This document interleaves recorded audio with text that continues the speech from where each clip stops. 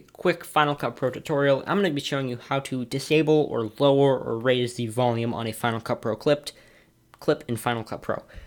Basically, this is just some footage I took at an abandoned missile silo in Guanamass, and as you can hear in the background, it is quite windy. So to do this, there's a few ways that you can do this. If you're on a MacBook Pro, like I am, and you have the touch bar, there is a little touch icon here that you can just press, and it raises and lowers the volume. Although most of you are probably going to be editing on an iMac or a non-MacBook Pro. So you go up to the top right-hand corner here, you press this volume button, and then you lower it like this. Very simple, as you can hear, no audio now. If you have enjoyed, make sure to subscribe. On screen now is a playlist of all my other Final Cut Pro tutorials. If you're new to the software, I highly suggest checking out this playlist because when I was new to Final Cut Pro a few years ago, it was infuriating to use, and I highly suggest watching them just to get a basic feel for the software. Anyways, if you have enjoyed, make sure to subscribe. See you next time.